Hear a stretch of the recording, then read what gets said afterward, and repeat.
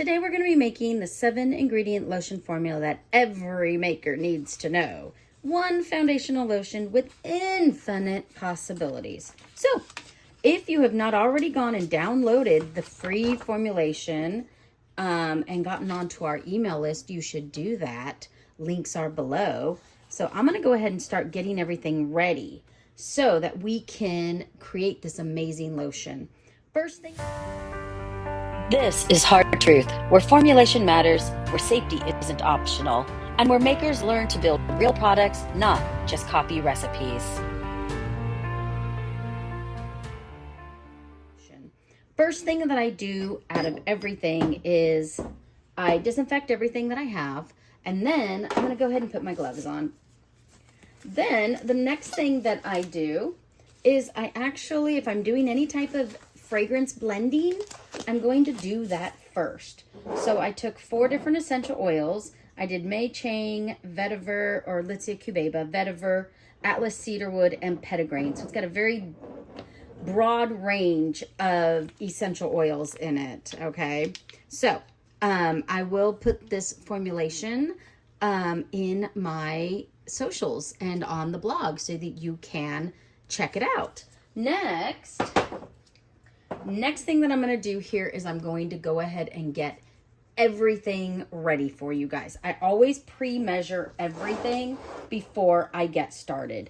Why do I do my essential oils first? Well, I want them to blend and I want them to kind of morph together. I don't want to drop them directly into my lotion, because then the essential oil fragrance the scent won't blend evenly. So I want to let it set and percolate in an essence for a little while I get all my other ingredients ready to go.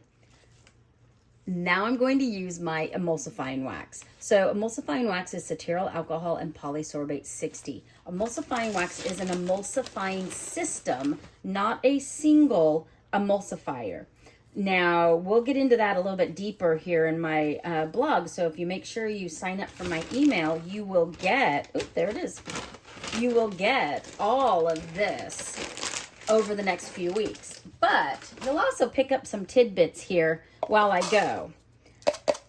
Now, this particular lotion is my perfect, and I call it perfect, my perfect recipe formulation, because I take 7 ingredients and I can morph this into 50 different formulas. So the next one I'm going to do is 4% stearic acid. So I only need 9.1 grams. Let's see where we're at here. Stearic acid is your thickener, okay? So you want to make sure that this is going to give its consistency, the viscosity of it. 9.1, there it is, okay. Perfect. Now I'm going to go ahead and put that in there. Next, why don't I measure everything all in one container, you ask? Well, I'm going to tell you. If I mismeasure or I make a mistake, I don't want to have to dump out this whole container, okay? So, next thing I'm going to do is my oils. Now, I am making one small change from what is in the formula, only because I don't have mango butter on hand. But I do have a coconut oil that is a 92 degree melting point. And actually, I really like this in my lotions. It does give a very similar consistency to the mango butter because it has such a high melting point. Now, I'm going to be doing 7.5% in this one, which is 17 grams, okay? And for a lot of you that are in the U.S., you're probably going, why aren't you using ounces, Cheryl? Oh, well, oops, too much. I don't do ounces because I want a more exact, ooh, that's almost perfect. Look at that. Like I almost know what I'm doing here, you guys. Okay, almost here, almost.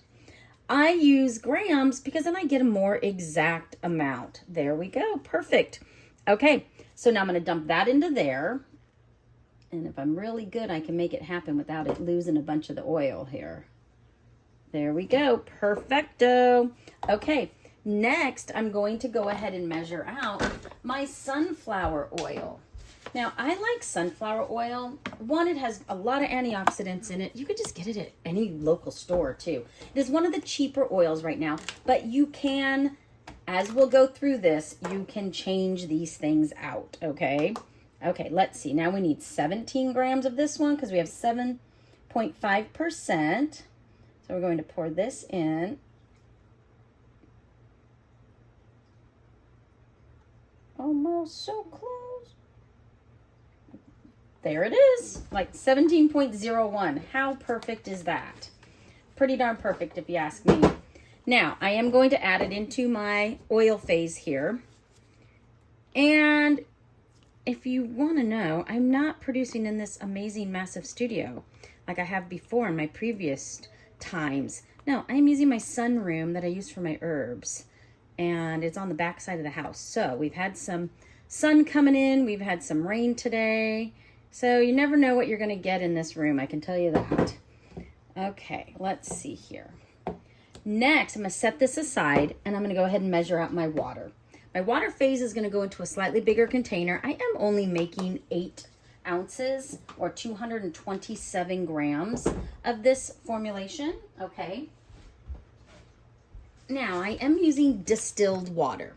You absolutely want to use distilled water. So now this one does get 74.5% of the formulation. So there is 169 grams of water. Let's see where we get to here. How close we can get it. 40. Oh, 68.27. Not bad, right, guys? I'm going to add it with my dropper because I don't want to go super way over. Okay, let's see. And this one is, there we go. Okay, it actually went to 235, but that's okay. It's not going to hurt anything. Okay, now the last and final thing that I need to do is I am going to add my Euxil PE9010 to my essential oils, okay? So I'm going to take a dropper and I'm actually using the Lotion Crafter PE9010, which is the same thing as Euxil PE9010, okay? Now, why do I use Euxil? It is a phenoxyethanol and ethyl hexyl glycerin. Ooh, I said it right. I don't always say it right, you guys. I need 1.7 grams. So I'm just going to drop it in. And I want to make sure that there we go. Ooh, that's actually like perfect. 1.70. Now I'm using it at a 0.75. If it is a much heavier water base, then you might want to put it closer to the 1%. I have found great results. I haven't had any issues using it at 0.75. So I'm going to set this to the side and for the cool down phase. Next, I'm going to go ahead and microwave these. I do not do the water boil system because I feel like you get a lot of moisture in the ingredients that you don't want the moisture in yet. So I do microwave. I do small bursts. I have a smaller microwave, so I have to do mine for like a minute at a time. You want to make sure you have a thermometer, okay, because you want to make sure that you heat it to an even temperature. Now, there are instructions. You want to heat it to roughly 160 degrees Fahrenheit, both the oil and the water phase. So it's okay if one's a little bit hotter. You definitely don't want it to be way cooler. You don't want it way over 200 degrees. You'll need to let it cool if you get it that hot. Okay, so I wasn't paying attention, and I know a lot of you are going to be like this. I got distracted by a cat, got distracted by a kid, or whatever, and I let this microwave for a little too long. So it is actually coming up at 227 or 225 degrees Fahrenheit.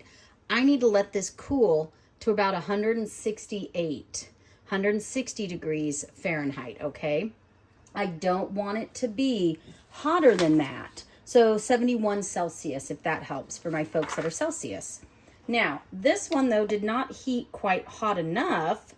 It's at 145. So I'm going to go ahead and pop this one in the microwave so they can start cooling together, and I'll be able to blend them here once they hit the proper temperature. Shouldn't take very much time at all here. Okay, let's see. I'm I'm about 158, 159, so I'm kind of perfect. This one, though, is still at 200, so I'm going to just kind of swirl it around, let it get some of that heat out before I go ahead and move forward here. Now, I could mix these together, and a lot of you people are probably thinking, y'all are thinking, oh, this one's cooler, this one's hotter, just throw them together. It doesn't always work the best, so you really want to get them close to the same temperature as you can, okay? Now, we'll keep letting these cool. This one cool, 193. We're getting there, you guys. Then what I'm going to do is, because this is a oil in water lotion, meaning that there's less oil to way more water, which is a really easy way to remember that. Talk about real briefly, I probably will lose some of you, but that's okay. This is what this video is about. We're going to let this cool in real time here, and I'm going to chit chat. We're almost there. I'm going to chit chat briefly. What does it mean when you have an water in oil or oil in water? Now, this one happens to be a oil in water. You have more water, the oil will get encapsulated by the water molecule, and that emulsifying wax will hold the oil, and think there's like a little layer of emulsifying wax, and then it'll hold the water together, those molecules. It's not exactly how that works, but there's an oil-loving head and a water-loving head on an emulsifying wax, okay? On an emulsifier, I should say, in general. Now, those two will come together and they will stay together for as long as they can. Unfortunately, love does not always last. And a water and an oil, who are opposites, they do attract with a emulsifier, but if the emulsification isn't strong enough or you don't blend it long enough, it can separate and get divorced, okay? So, love does not always last when it comes to lotions. So let's see where we're at now. Okay, we're perfect because, okay, we're still good. Okay, I'm now going to add my oil into my water. Okay, now I'm going to get all this out that I can here. Scrape it all out, because I don't want to lose any of what I've got going on. I already know there's going to be a little bit of loss when you do this, but I don't want that much, right? So scrape it all out of your container, and you're not going to pour the water into the oil. I know it doesn't seem like that would make a difference, but it honestly does. So you want to add the oil into the water. Next, we're going to go ahead and take a stick blender, just like this one. Mine's a Hamilton Beach, I think from Walmart, y'all. And I'm going to mix this. Now, I need to stick blend this for at least 1 minute. So I'm going to go ahead and hit that pause button, and I will be back. Mixing and mixing and mixing for 1 minute, y'all. 1 minute, okay? I'll be back. Okay, so I have now mixed this for 1 minute with movie magic. We made it happen like that. But you're looking at this going, oh my gosh, Cheryl, it's still so liquidy. When does it become lotion? Well, it needs to cool. Now, you can speed this process up by setting your lotion container into an ice bath. Now, while you do that, you can still mix it a little bit more and get it down to that cool down phase, okay? Now, the cool down is where you put your Euxyl PE9010 and your fragrance and or essential oil. I am using essential oil blend today. We already covered that at the beginning of the video. But what I'm going to do is, I don't have ice in my house because our house was built forever and a day ago. So we don't have a water line that runs to our kitchen, to our fridge. So I'm actually going to set this inside my refrigerator for a little bit. And then movie magic, we will be back to show you the different steps as we go. Okay, and I'm back. So you'll notice that it's starting to actually thicken from being cold. So I want to go ahead and stick blend this again. And then I'm going to check my temperature. Okay.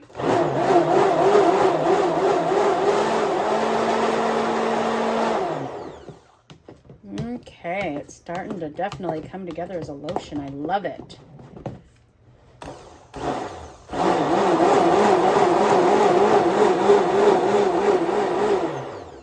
Okay, now I'm going to go ahead and check my temperatures and just see where I'm at.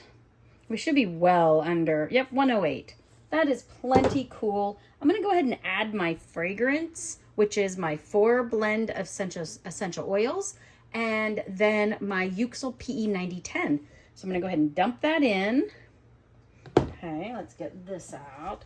I don't want to lose all my goodness here. Ooh, that's a little strong, but it smells so good.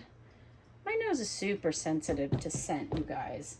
So I don't always make things super strong scented, but just because it doesn't have a massive amount of scent does not mean it doesn't smell amazing. And less is more when it comes to this. So let's go ahead and get this stick blended in, and then we'll keep moving on. So movie magic, I'll be back. Okay, so I wanted to show you guys, this lotion is still kind of warm, okay? So it's still gonna keep thickening as we go, which is awesome. So you can hand stir it from here as you let it sit and thicken. Now, if you let it fully thicken, by the way, okay, if you let it fully thicken, you may have to use like a piping bag or something else to pour it into your bottles. Now, this is the only lotion that I make that does not have to be pH checked. Now, we'll move on later in the series here on why we check pH, what pH is all about, and all of that. But for this foundational lotion, we do not have to alter the pH. It is the perfect pH. The preservative is perfect for it. It's like a 4.75 to 525 pH lotion, which again, not for this video. We'll get into that later. So make sure you go down and subscribe, hit that notifications bell, and leave me a comment. But I am going to go ahead and just let this keep thickening so that I can do a little mini video for it. And I'm going to pipe it into my bags later. I could, though, because I don't have to check pH, y'all, I could pour this as a slightly warm pour, and I could actually heat it up just a touch more and pour it more liquid so that it can go straight in from my pouring container into my bottles, okay? Now, I'm not going to do that for this particular video, but you could. I used to sell this in my retail store. I would sell $100,000 worth of lotion every year. It was awesome. Now, this particular lotion, you can make so many things. So tune in for the next video, you guys. Thank you for joining me today. Hit all those subscription things and follows and all that good stuff. And I will see you guys not only over on the Hard Truth Mentor blog, but also in your email and in the next video. Okay, thanks for joining me, guys.